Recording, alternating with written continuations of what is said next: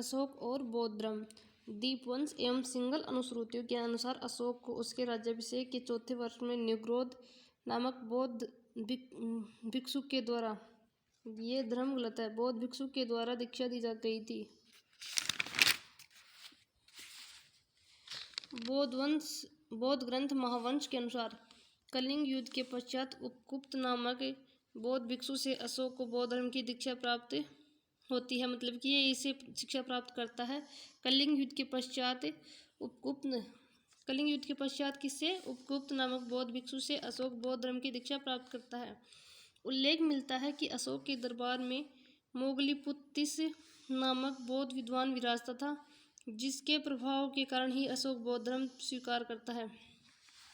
अशोक बौद्ध धर्म किसके प्रभाव से? मोगलीपुत्तिस के प्रभाव से बौद्ध धर्म स्वीकार करता है। अशोक के शिलालेखों में उसकी एक पत्नी का नाम कारवाकी मिलता है तथा उसकी एक पुत्री चारुमती का भी उल्लेख मिलता है।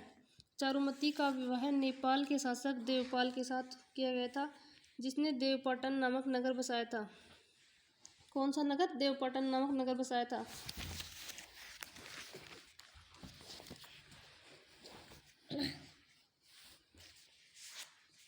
अशोक के पुत्रों में महेंद्र, कुणाल, जालोक, तिवर इनका उल्लेख मिलता है।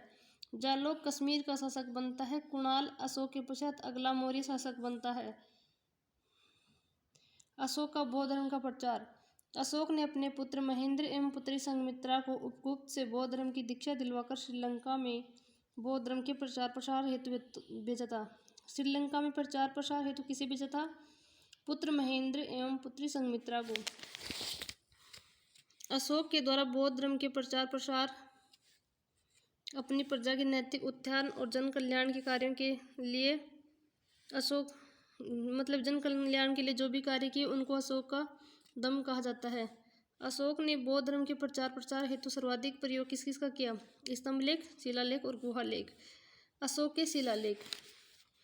अशोक ने बौद्ध धर्म के प्रचार प्रसार हेतु अपने दम की घोषणाओं को प्रजा तक पहुंचाने के लिए शिलालेखों का प्रयोग किया। दम की घोषणाओं को प्रजा तक पहुंचाने के लिए किसका प्रयोग किया? शिलालेखों का, जिन्हें दो भागों में विभाजित किया गया है, चतुर्दश शिलालेख और स्तंभलेख। अशोक के चतुर्दश शिलालेख या 14 शिलालेख अलग अलग 8 स्थानों से प्राप्त होते हैं। कितने स्थानों से? 8 स्थानों से। प्रत्येक शिलालेख 14 भागों में बटा हुआ है। कितने भागों में? 14 भागों में बटा हुआ है, जिसमें 13वां कलिंग युद्ध का वर्णन करता था। 7वां भाग सबसे बड़ा है। शाहबाजगढ़ी और मानसेहरा कहाँ स्थित है? पाकिस्तान में। धौली और जोगड़ उड़ीसा में, कालसा उत्तराखंड में, एरारकुटी आंध्र प्रदेश में, गिरनार गुजरात में और सोपारा महाराष्ट्र में स्थित है।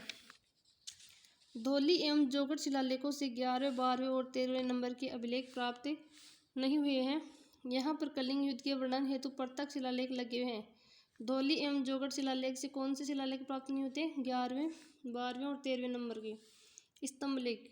अशोक के मुख्य स्तंभलेखों की संख्या 7 है, जो अलग अलग 2 स्थानों से प्राप्त होते हैं। दिल्ली टोपरा स्तंभ, इसे फिरोज शाह की लाट भी कहा जाता है।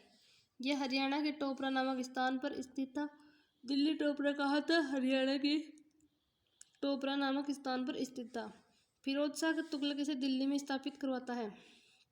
इस स्तंभ का पहले नाम था टोपरा स्तंभलेख, बाद में फिरोज शाह तुगलक इसे दिल्ली में स्थापित करवाता है, इसलिए इसका नाम कर दिया जाता है दिल्ली टोपरा स्तंभलेख। दिल्ली मेरठ स्तंभलेख, यह यूपी के मेरठ में लगा हुआ था। फिरोज शाह तुगलक इसे दिल्ली में स्थापित करवा देता है, उसके बाद इसका नाम दिल्ली मेरठ स्तंभलेख पड़ जाता है। लौरिया नंदगढ़ स्तंभलेख, लौरिया अरराज और रामपुरा स्तंभलेख। उपरोक्त तीनों स्तंभलेख बिहार के चंपारण जिले में स्थित हैं तथा नेपाल जाने वाले रास्ते पर स्थित हैं। सांची स्तंभलेख एमपी में स्थित है, एमपी के विदिशा क्षेत्र में। सारनाथ यूपी वाराणसी में। रामपुरा स्तंभलेख से वृषभ बैल का चित्रांकन प्राप्त होता है। कौन से स्तंभलेख से वृषभ बैल का चित्रांकन प्राप्त होता है? रामपुरा स्तंभलेख से। सारनाथ स्तंभ में 4 सिंहों की मूर्ति मिली है, जो एक दूसरे से पीठ सटाए हुए बैठे हैं। 4 सिंहों की मूर्ति कहाँ से मिली है? सारनाथ स्तंभलेख से, जो एक दूसरे से पीठ सटाए हुए बैठे हैं। तथा इसी पर बुद्ध का धर्म परिवर्तन चक्र अंकित है। कौन से स्तंभ पे? सारनाथ पे, जिसमें कुल 32 तिलियां हैं और तिरंगा में 24। गुहा लेक। अशोक अपने राज्याभिषेक के 10वें वर्ष में बोध गया की यात्रा करता है। इस यात्रा के दौरान अशोक गया में स्थित बराबर की पहाड़ियों को कटवाकर आजीवन भिक्षुओं के लिए 4 गुफाओं का निर्माण करवाता है, जिन्हें 4 गुफाओं के नाम इस प्रकार हैं: कर्ण, सुदामा, चौपार और विश्व झोंपड़ी कहा जाता है। इन गुफाओं के अंदर अशोक के धम्म की घोषणाओं का उल्लेख प्राप्त होता है। अशोक बौद्ध धर्म के प्रचार प्रसार हेतु अपने राज्याभिषेक के 20वें वर्ष में लुम्बिनी की यात्रा करता है। अशोक बौद्ध धर्म के प्रचार हेतु अपने राज्याभिषेक के 20वें वर्ष में लुम्बिनी की यात्रा करता है। इस यात्रा के दौरान अशोक वहां पर कर भार, मतलब कि पहले उसने कर भार 1/4 तय किया हुआ था, उसका वह 1/8 कर देता है। अशोक के द्वारा नेपाल में ललित पाटन नामक नगर बसाया जाता है। कौन सा नगर? ललित पाटन नामक नगर और नेपाल में बसाया जाता है। अशोक की नेपाल यात्रा का उल्लेख रुमिनदेही और निगिलवा शिलालेख से प्राप्त होता है। अशोक की नेपाल यात्रा का वर्णन कहाँ होता है? रुमिनदेही और निगिलवा शिलालेख से। अशोक के शिलालेखों की लिपियाँ: ब्राह्मी लिपि मौर्य काल की यह राजकीय लिपि थी तथा भारत की सबसे प्राचीन लिपि है। भारत की सबसे प्राचीन लिपि ब्राह्मी। अशोक के अधिकांश लेख ब्राह्मी और प्राकृत भाषा में लिखे गए हैं। खरोष्टी लिपि। इस लिपि की उत्पत्ति ईरान की अरमाइक लिपि से प्राप्त हुई है। इसे दाएं से बाएं लिखा जाता है, मतलब कि खरोष्टी लिपि दाएं से बाएं लिखी जाती है। इस लिपि का प्रयोग अशोक ने अपने उत्तरी पश्चिमी प्रांतों की जनता को ध्यान में रखकर किया। खरोष्टी लिपि का प्रयोग क्यों किया? उत्तरी पश्चिमी सीमा प्रांतों की जनता को ध्यान में रखकर। अरमाइक लिपि। इस लिपि की उत्पत्ति कहाँ से मानी जाती है? ईरान से। अरमाइक लिपि की उत्पत्ति कहाँ से? ईरान से। यह उर्दू लिपि का रूप है।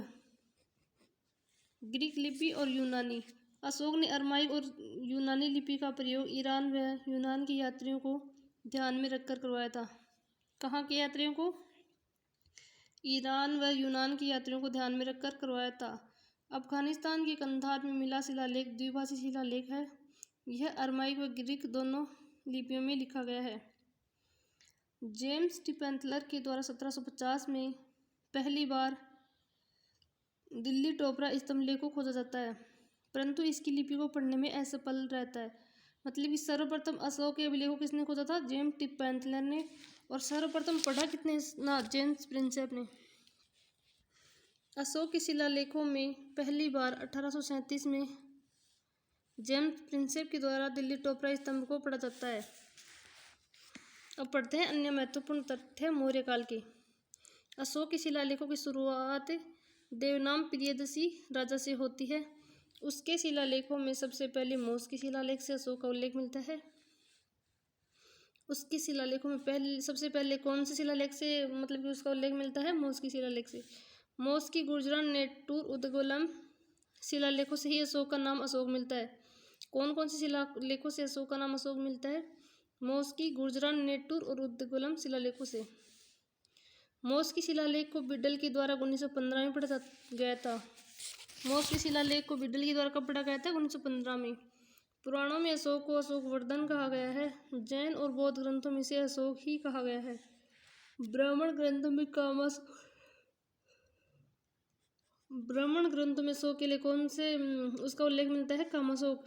यूनानी यात्रियों ने अशोक का कोई विवरण नहीं दिया है।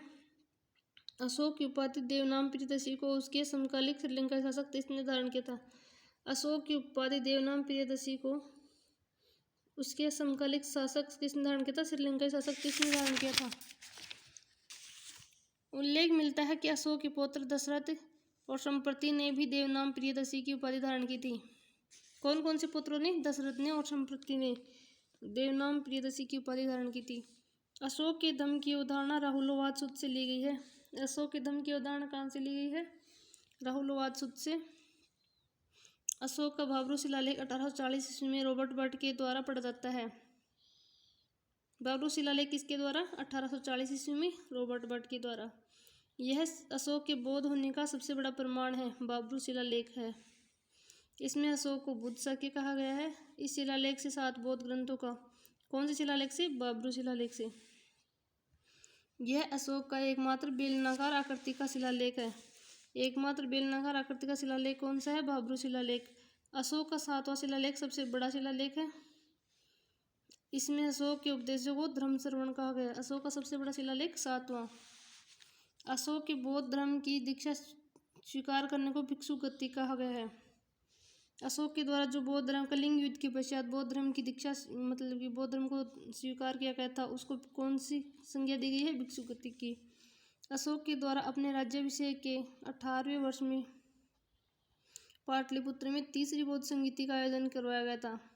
कौन सी बौद्ध संगीति का? तीसरी का, जिसकी अध्यक्षता मोगलीपुत्र तिसने की थी। अपने राज्याभिषेक के 13वें वर्ष में धम्म नामक अधिकारी की नियुक्ति करता है। राज्याभिषेक के 13वें वर्ष में कौन से अधिकारी की? धम्म महामात्र। ऐसा करने वाला विश्व का प्रथम शासक अशोक ही था। अशोक के पश्चात उसका पुत्र कुणाल शासक बनता है, जिसे धर्म विवर्धन के नाम से, कुणाल को किस नाम से जाना जाता है शासक बनने के बाद? धर्म विवर्धन के नाम से।